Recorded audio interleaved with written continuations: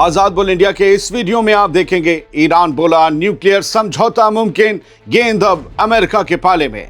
Canada ने अपनाई सख्त लाइन, ईरान में रिजीम चेंज करने की आवाज की बुलंद।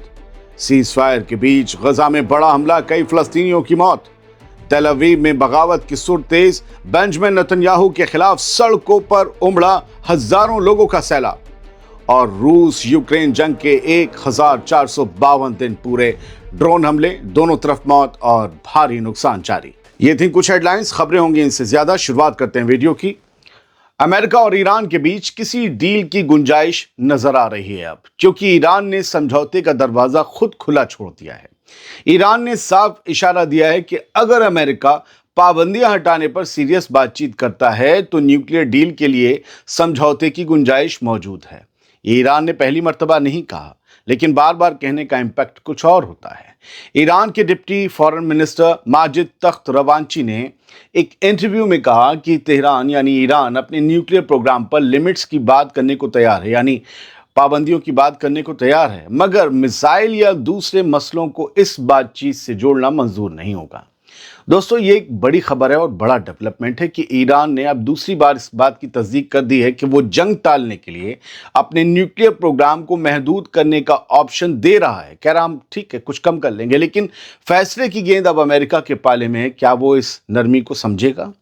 माजिद तख्त रवांची ने यह कंफर्म किया है कि अमेरिका और ईरान के बीच मीटिंग का अगला राउंड मंगल को जेनेवा में होगा, स्विट्जरलैंड में होगा। दोस्तों, ये वही सिलसिला है जो इस महीने की शुरुआत में ओमान में दोबारा शुरू हुआ था और जिसे दोनों तरफ से एहतियात के साथ आगे बढ़ाया जा रहा है, सिलसिला बातचीत का। वरना जून के बाद तो बातचीत बंद हो चुकी थी। ईरान का कहना है कि असली मसला भरोसे का है। अगर पाबंदियां हटाने पर ठोस बात होती है तो रास्ता निकल सकता है, लेकिन अगर बातचीत सिर्फ प्रेशर और धमकी के साए में चली तो डील मुश्किल हो जाएगी। ऐसे में सवाल दोस्तों यही है कि क्या अमेरिका सच में समझौता चाहता है, या ये बातचीत भी बड़ी ताकतों की लंबी शतरंज का एक और हिस्सा है, एक और चाल है। अगली खबर, कनाडा भी ईरान के निज़ाम को बदलने की मांग कर रहा है। ईरान के निज़ाम का, आयतुल्लाह खामनी के निज़ाम का दुश्मन बन बैठा है कनाडा। कनाडा ने ईरान पर अपनी लाइन और सख्त कर दी है। कनाडा की फॉरेन अफेयर्स मिनिस्टर अनीता आनंद ने यह साफ कहा है कि जब तक ईरान में हुकूमत नहीं बदलती तब तक कनाडा उसके साथ कोई डिप्लोमेटिक रिश्ता दोबारा शुरू नहीं करेगा। जर्मनी में एक बहुत बड़ा जमावड़ा लगा हुआ है दुनिया का, और वहाँ ईरान पर बहुत ज़्यादा डिस्कशन हो रहा है। जर्मनी के शहर म्यूनिक में सिक्योरिटी कॉन्फ्रेंस के दौरान दिए गए बयान में अनीता आनंद ने कहा कि कनाडा ईरान में रिजीम चेंज को ज़रूरी मानता है, लेकिन उन्होंने ये साफ नहीं किया कि अगर अमेरिका कभी ईरान पर मिलिट्री स्ट्राइक करता है तो क्या कनाडा उसका साथ देगा या नहीं, मतलब अमेरिका का। दोस्तों, कनाडा और ईरान दोनों मुल्कों के रिश्ते कोई वसी नहीं है, असी भी नहीं है, तुसी भी नहीं है, बहुत पहले से ठीक है ही नहीं, गड़बड़ है। 2012 से इन दोनों मुल्कों के बीच डिप्लोमेटिक टाइज भी टूटी पड़े हैं, और अब कनाडा ने इशारा दे दिया है कि बिना सियासी बदलाव के या रिजीम चेंज के ये बर्फ पिघलने वाली नहीं है, यानी ये बर्फ ऐसे ही जमी रहेगी। अब ईरान को मुझे नहीं लगता इससे कोई फर्क पड़ रहा है। जब 2012 से 14 साल बाद भी अब तक कोई फर्क नहीं पड़ा तो आगे क्या पड़ेगा। लेकिन यह है कि डिप्लोमेटिक टाइज होना बहुत मजबूती होती है किसी मुल्क के लिए, और दूसरा यह है कि बिजनेस के लिए भी आसानी पैदा होती है। खैर, बढ़ते हैं आगे, गजा की बात करते हैं। गजा में एक मरतबा फिर से खूनरेजी हुई है। सीज फायर के बावजूद आज 15 फरवरी को 9 फलस्तीनी मारे गए। एक बड़ी तादाद है सीज फायर के दौर में। गजा का सीज फायर कागज पर है, लेकिन जमीन पर गोलियां अब भी चल रही हैं। गजा स्ट्रिप में एक बार फिर इसराइली हमलों में लोगों की जान गई। ताज़ा स्ट्राइक में आज शहर से अब तक कम से कम 9 फलस्तीनी मारे गए, यानी वही रोज़ वाला सीन, समझौता मौजूद लेकिन हमला भी मौजूद। मुझे बहुत फिक्र है इस बात की कि रमज़ान शुरू हो रहे हैं, क्या ये खेल बढ़ जाएगा, इसराइल का खूनी खेल। मेडिकल सोर्सेज जो गजा के हैं उनके मुताबिक खान यूनिस शहर में हुए एक हमले में 4 लोग मारे गए। ये स्ट्राइक उस एरिया में हुई जिसे सो कॉल्ड येलो लाइन कहा जाता है, वही लाइन जहां इस्राएली फौज तैनात है और जिसके आगे बढ़ना फलस्तीनियों के लिए रिस्क बन चुका है। वो मार दिए जाते हैं। जबकि ये येलो लाइन किस तरफ हमले किए गए? फलस्तीनियों के इलाके में। लोकल मीडिया का कहना है कि ये air strike Turkish slaughter house के पास हुई, लेकिन ऊपर मंडराते ड्रोन की वजह से एम्बुलेंस भी फौरन मौके पर नहीं पहुंच सकी। यानी जख्मी नीचे पड़े रहे और आसमान में खौफ तारी रहा। इलाज वक्त पर नहीं मिला, लोग मारे गए। अमेरिका की ब्रोकर्ड सीजफायर डील अक्टूबर से लागू है, मगर हर नए हमले के साथ सवाल वही उठ रहा है कि अगर ये सीज फायर है तो फिर जंग किसे कहते हैं? जहां रोज हमले हो रहे हों, वो सीज फायर कैसा है? बढ़ते हैं आगे। तेल अवीव की सड़कों पर हजारों लोगों का सैलाब उमड़ पड़ा। नेतन्याहू के खिलाफ जवाबदेही की मांग अब तेज हो रही है। कहा जा रहा है अकाउंटेबिलिटी तय हो। इसराइल के शहर तेल अवीव में हजारों लोग सड़कों पर उतर आए, जहां एंटी गवर्नमेंट प्रोटेस्ट ने एक बार फिर सियासी प्रेशर बढ़ा दिया है। भीड़ खुलकर बेंजामिन नेतन्याहू से जवाबदेही मांग रही है और 7 अक्टूबर के बाद हुई नाकामियों पर एक ऑफिशियल कमीशन ऑफ इंक्वायरी बनाने की डिमांड कर रही है। मुजाहिरीन का कहना है कि इतने बड़े सिक्योरिटी फेलियर के बाद सिर्फ बयान काफी नहीं, बल्कि पब्लिक के सामने पूरी सच्चाई रखी जानी चाहिए।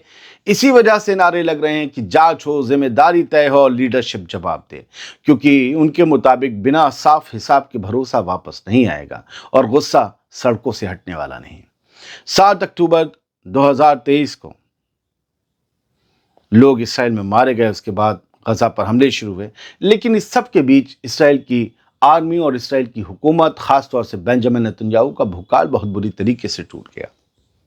जिन्हें लगता था कि आयरन डोम, इसराइल के टैंक्स और ये सब इंटेलिजेंस सब बहुत चुस्त दुरुस्त हैं, इस जंग ने 7 अक्टूबर के बाद हमें ये दिखा दिया कि सब कुछ 100% नहीं है। कोई भी कहीं ढोल मंजीरे नगाड़े कुछ ज़्यादा ज़ोर से हमारे यहाँ कुछ ज़्यादा ही ज़ोर से बजाए जाते हैं।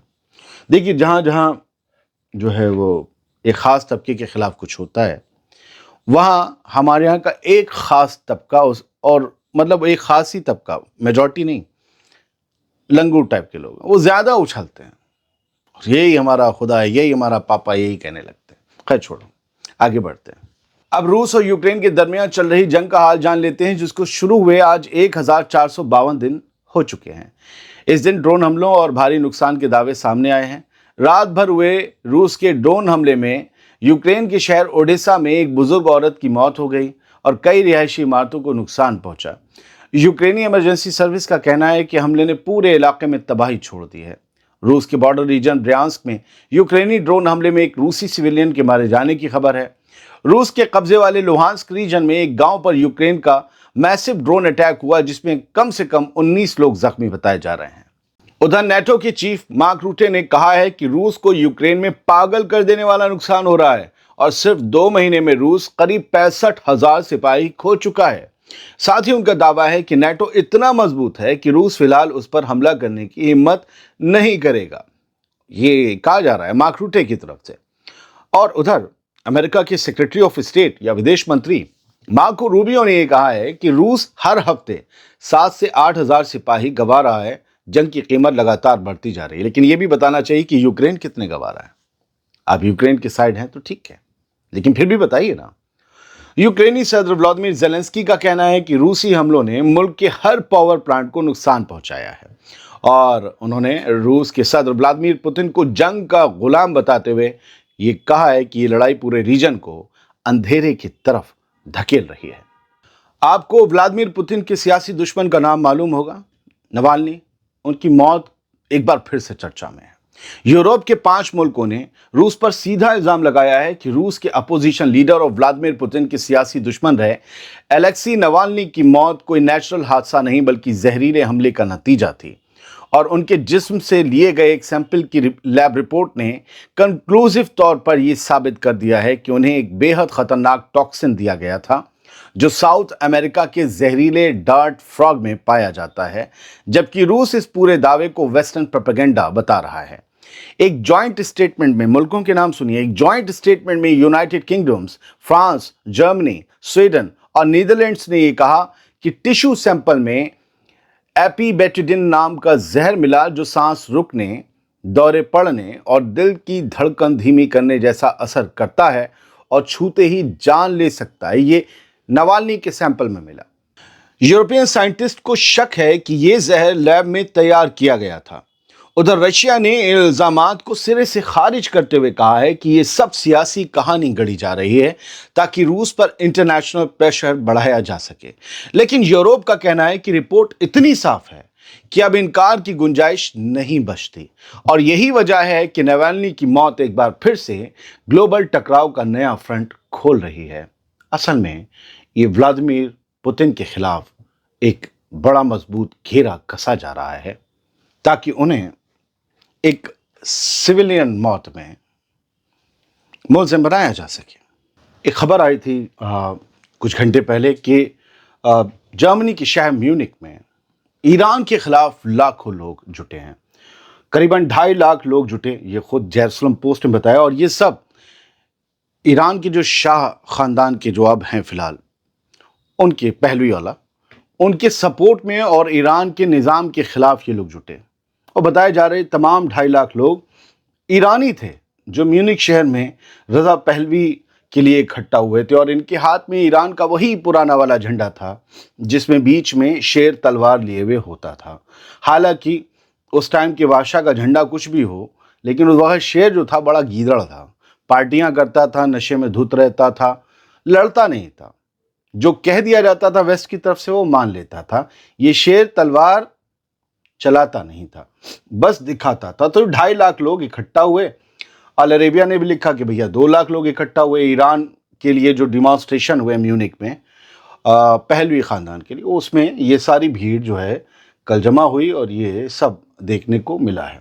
हाँ यार, एक और ख़बर है कि ये जो हर्ज़ोग है, प्रेसिडेंट हर्ज़ोग, इसराइल का प्रेसिडेंट है, इसको लेकर अभी जब ट्रंप और नेतन्याहू की मुलाकात हुई अमेरिका में, तो डोनाल्ड ट्रंप ने कहा था कि भाई वो माफ़ी नहीं दे रहे हैं कि जो करप्शन के केस चल रहे हैं नेतन्याहू पर। हमने तो खुद कहा था कि भाई माफ़ी दे दो उसमें। अब वो सदर जो है, राष्ट्रपति जो है ये इसराइल का, माफ़ी नहीं दे रहा है, उन्हें रफा दफा नहीं कर रहा है नेतन्याहू के ऊपर लगे केसेस को। तो ये कह रहे हैं कि मतलब उसे शुड बी अशेम्ड, उसे शर्म महसूस करनी चाहिए, ये ट्रंप ने कहा था। अब इसको लेकर हर्ज़ोग का कैंप नेतन्याहू से पूछ रहा है कि आप डोनाल्ड ट्रंप के इस डायलॉग में शामिल हैं, क्योंकि आपके सामने कहा तो आपने क्या किया। क्या आप इसराइल के प्रेसिडेंट को ये कह रहे हैं कि उन्हें शर्म महसूस करनी चाहिए, क्योंकि आपके ऊपर से जो आपने करप्शन किया है या नहीं किया है, उन केसेस को रफा दफा नहीं किया जा रहा है। क्या इसराइल के प्रेसिडेंट को ऐसे कोई किसी मुल्क का प्रेसिडेंट बोल सकता है इसराइल के प्राइम मिनिस्टर की मौजूदगी में? कमाल की बात है। तो ये एक खटाई इसराइल के प्रेसिडेंट कैंप और इसराइल के प्राइम मिनिस्टर कैंप में पड़ रही है। बहुत बहुत शुक्रिया। सलामत रहिए, खुश रहिए।